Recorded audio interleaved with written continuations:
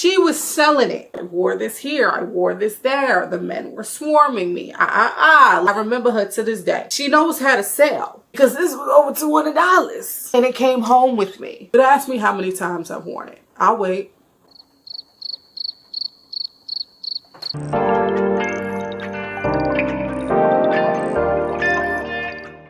Hey guys, welcome back to my channel. For those who don't know me, my name is Alyssa, aka Always Alyssa J, and today we're going to be talking about fragrances that I will never buy again. Now, as a disclaimer, some of the fragrances on this list might be controversial. If one of your faves is on this list, that doesn't mean you have bad taste. That doesn't mean you don't know what you're doing when it comes to fragrance.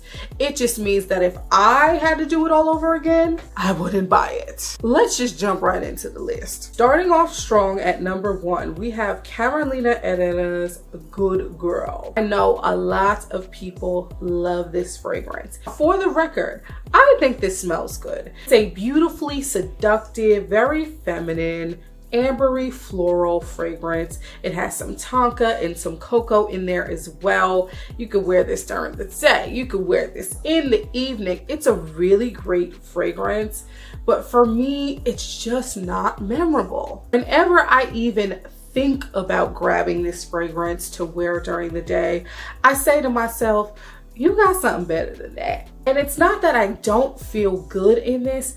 I just know that there's something better in my collection. I think if you're just starting out, starting to build your collection, this is a great fragrance to add. But as you start building up your collection more and more, you start diving into niche fragrances that are a bit stronger, you'll probably find yourself in the same situation I am where you're just not reaching for it. So again, not a bad fragrance. I love the bottle, these stilettos, come on. Absolutely gorgeous, a work of art, but I just don't reach for it. I don't grab it. Not something I'd probably buy again, even if I finish it. Next up on the list, we have Black Opium by YSL Beauty. I know I'm killing y'all. I know it, but I'm sorry. It is what it is. So Black Opium is in the warm and spicy family. It's a white floral coffee fragrance. And for me, white florals and the coffee just didn't really blend well together. It's hard to explain, but not that it's a weird combination. I just don't think these specific notes sing well together in this particular fragrance. It almost feels like it clashes a little bit. And I am not someone who loves a strong coffee scent in their fragrance, but I find it to be a little too soft in here. Overall, for me, it smelled one way in the store, and then when I brought it home and tried it, I was like, wait a minute, this is not doing what I thought it was gonna do. I know that this is a favorite for many people, but for me, I don't hate it, but I also don't love it. And it's just not something I've been reaching for since I purchased it a couple years ago. It's a shame though, because the bottle is so pretty. I love the design of this. At this point in time, I know y'all are ready to tussle. I know it, I feel it through the screen. But Eilish by Billie Eilish, it wasn't for me, fam. It just was not for me.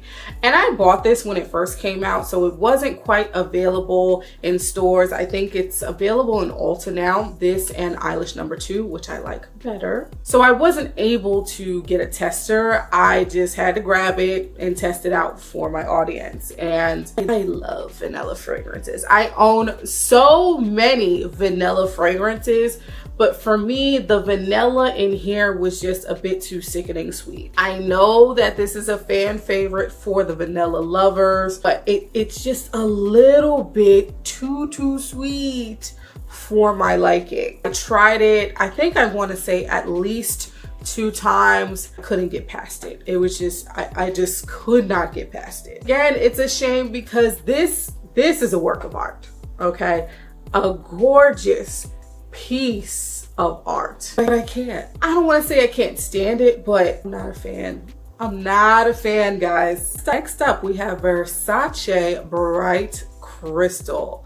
I had purchased this when I first started my fragrance collection and I really enjoyed it. But over time for me, it just felt a little young. As I got older, as my taste changed, as I started trying out new and different fragrances, niche fragrances, this felt a little young for me. It is very fruity, it's very juicy, it's a nice fragrance. I just think for the stage that I'm in my life, it's not something that I would really wear or go for. And it's okay for your taste to change as you mature. There are just some fragrances that you have, you're gonna like forever. For one example for me is Flower Bomb. Nothing is gonna ever make me hate that fragrance. Ever. But as you try out new things, you discover new things that you like and you ultimately end up preferring, it's just not really my cup of tea anymore. Still pretty though. Next up, we have Ombre Leather by Tom Ford. I'm gonna just be honest, this should not have come home with me in the first place. Off rip, I am not a leathery girl. Leather fragrances are just not really my thing. I think with this and one other fragrance I got from Zara, those are the only two leather fragrance in my, I don't even know how many fragrances I have in my collection at this point, but I only own 2 leather fragrances. That lets you know it's not really my jam. But I was in Sephora one day, I was looking for some fragrances and one of the associates was there and she upsold me on this. I'm just gonna be very, very honest with you. She convinced me. She sprayed it on herself. She's like, girl, look how good it smells. I wore this here, I wore this there. The men were swarming me. Like, she was selling it. She's good for sales. I remember her to this day. She knows how to sell. Because this was over $200 and it came home with me. But ask me how many times I've worn it. I'll wait.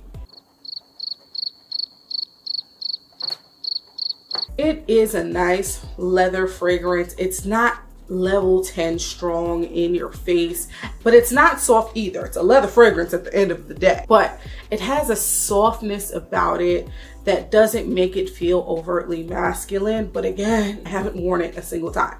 This is a fresh bottle. I'll just say this in general.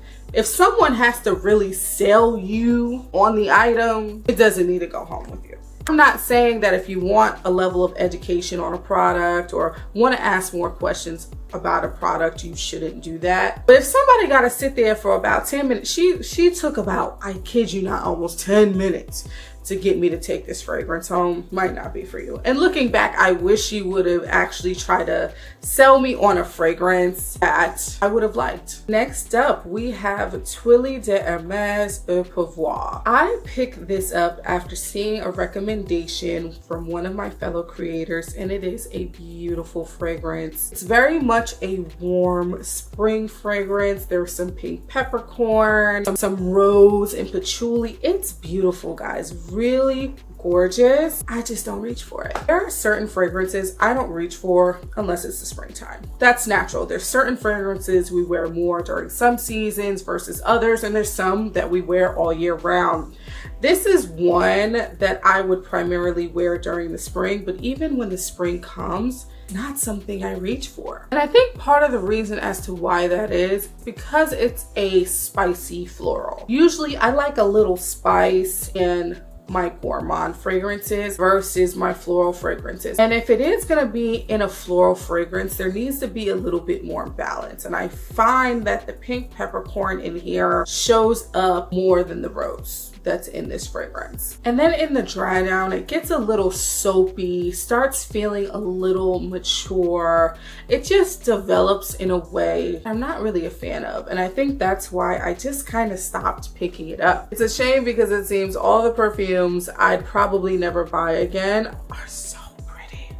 Look at the little bow. Oh my goodness. Next up, we have Jimmy Choo's Illicit. A couple years ago, this was trending on social media. So of course I went to my local Marshalls and found it for a really good price actually. And I could totally see why this was trending. It is warm, spicy, a little boozy. It has some of my favorite notes. It has some white florals, some ginger at the top, vanilla, caramel, just so good. However, number one, I spray this it wasn't making me feel good. It was making me feel a little nauseous.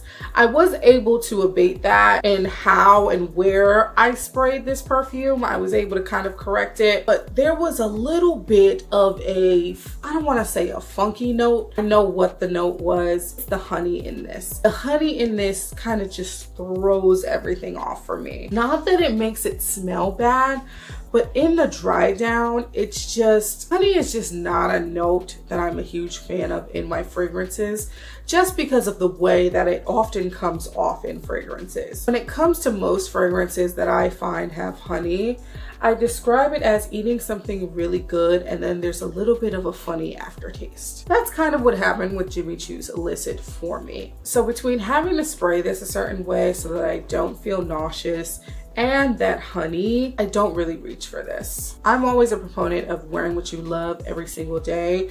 And while I don't hate this, I don't love this. Up next, we have Saint Noir by Beyonce. When we first heard that this was coming out at the price point that it was coming out, I believe $160, I had very high expectations, as did many people. Actually, a number of people thought that this was going to be in collaboration with Kilian, as she is known to wear Kilian perfume. However, we learned that wasn't the case, and that's totally fine. But the expectations were still pretty high. Off rip, I thought the packaging was a little lackluster. Even though it is very different and unique, I do have to hold it like this or this thing will, matter of fact, we're just gonna put this down. We're just gonna put that down. It smells really nice. It has rose, it has amber, there is some honey. I know I just talked about honey, but I find that the honey doesn't come through super strong here, which totally okay with me. But the overall juice is pretty, not predictable, but there's other things that smell like this. As soon as I smell this, I was reminded of two things. I was reminded of Delina and I was reminded of Baccarat. And while I was happy that this smelled beautiful because I wanted that for her, I wanted people to like her fragrance, I was just like, damn, I got stuff that already smells like this. And so truthfully, I haven't worn this out one time. And it's a shame because I spent $160 on it, but I have other things that smell like this, that smell better than this, and that last much longer. Not that this doesn't have lasting power, because I did test this out on my wrist and it definitely has some lasting power. But that's definitely one of the problems when you create a fragrance that's very familiar. It's easy for your fragrance to kind of get lost in the sauce. And I feel like unfortunately that's what happened with this. Next up, we have Rose Devant by Louis Vuitton. When I first got this fragrance, I loved it. Buying fragrances from Louis Vuitton is just such a beautiful experience. They wrap it up all nice for you. They give you so many samples, which is absolutely amazing. And these bottles are refillable, which is also really great because these are not cheap. I believe these are upwards of $200 and I was gonna say $160, $280. And obviously if you just refill the bottle, it will be cheaper. But for me, I won't be refilling this bottle should I even finish the juice. This is a beautifully delicate rose fragrance. It's honestly and truly really beautiful. There are just other rose fragrances that I find myself reaching for more. Whenever I make a decision, I'm like, do I want this? Do I want that? 9 times out of 10, I don't grab this. And it's a shame because it's a really gorgeous rose fragrance. If you don't have any rose fragrances in your collection and you want one, I definitely recommend this. It's gorgeous, it's beautiful. But I think there's better, stronger, truer rose fragrances that are out there. And I know, guys, there's always gonna be something better. There's always going to be a better fragrance, a stronger fragrance, a fragrance with notes that feel truer to what those notes should smell like in real life. I know it. But even with all of that, there are some fragrances that stand the test of time, that remain a staple in your collection. Unfortunately, this is not one of them. Next up, we have Daydreams by Montal, and I'm not gonna even hold you. I don't know what pushed me to buy this fragrance. I'm gonna keep it a buck, y'all. I think I just went into a department store, probably Neiman Marcus, and I was doing some shopping and I wanted a Montal fragrance because a lot of the fragrance girlies were always talking about that fragrance brand. This wasn't one that a lot of people had talked about. I had tried a number of the other ones that people were ranting and raving about, didn't love them, and I found this. I'm like, ooh, here's one that I like. Let me grab it. Ask me how many times I've worn it. First of all, guys, this is gorgeous. I'm just gonna read you the description of this so you can get a feel of exactly what this is like. Reminiscing warm summer nights in Greece, where the daylight is endless. The air evokes the scent of orange blossom, jasmine, and mandarin. The neroli, the tiare flower, and the sandalwood awake the night into a surprising vanilla coconut realm. Doesn't that sound lovely? This is definitely a spring summer fragrance. I need to be on an island fragrance, which is why I love it. And guys, this might just be one where it's just in my head. I feel like if I'm not on an island, I shouldn't be wearing this. I think it's completely mental. I live in the New York, New Jersey tri-state area. Going out on a summer night, hitting New York City, wearing this, you know what I'm saying? It just mentally just doesn't click for me, because I feel like I'm just, in terms of time, place, and scent, for me mentally, it doesn't work together for where I live and for where I stay at and what I be doing on my summer nights. It just doesn't click for me. And so that's why I think this often gets left on my shelf. Because if I'm not out there in the summer breeze, hearing the waves crash on a beautiful island where there's palm trees and this beautiful summer breeze, like, if the setting isn't right, I can't get into the fragrance. And again, I think this is mental completely. I haven't worn it since I've gotten it, y'all. And looking back, I probably shouldn't have made the purchase in the first place. I'm just gonna be honest. I really shouldn't have, but it smells really, really nice. Next up, we have Shoggoth Oud by Swiss Arabian. I actually really like this. I'm not a big oud girly. I'm very particular about oud fragrances, but this is really beautiful. However, there is a metallic note at the end of this that bothers me every time I go to wear it. And it bothers me so bad because the fragrance is beautiful and I want to wear it, but it bothers me so bad that I can't wear it. It's like, again, similar to what I described to you about eating something good and there's a funny aftertaste. It's the same thing. That metallic note in the dry down just and it makes me so furious because I want to wear this so bad. And it's a good fragrance. It's long lasting. The girl's gonna smell you. But that metallic note, babes, can't get past it. This has just been collecting dust. Last but not least, we have Daisy by Marc Jacobs. This was one of my first fragrance purchases as I was building up my collection. And as I was first building up my collection, I had a knack for cleaner fragrances. This is a very clean floral fragrance. And for a while, I loved that. But nowadays, not that I can't stand clean fragrances, but my nose has just turned on it. I don't know how that happens, you guys, but it happened to me. Clean fragrances just tend to sit on my shelf nowadays. I think this will always hold a special place in my heart. It's a little bit sentimental in some ways, but will I ever buy it again? But y'all, that is the end of my video. I went through a lot here. I know. We went through a lot. But as I noted, anything mentioned here, if you own it, if you love it, I'm glad you love it. It doesn't mean that you're any less. It doesn't mean that you got bad taste. It doesn't mean that you stink. I ain't saying none of that. These are just fragrances in my collection that I don't really reach for anymore, that I probably won't finish, and therefore will not buy again. Let me know what y'all think in the comments. Do y'all think I'm crazy? Do y'all think I should give some things another try? Y'all let me know how you feel. Let me know how you layer some of these things. Let's foster a discussion. But y'all, that is the end of my video. If you like this type of content, fragrance content, luxury content, hit that subscribe button and I will talk to y'all later. Bye.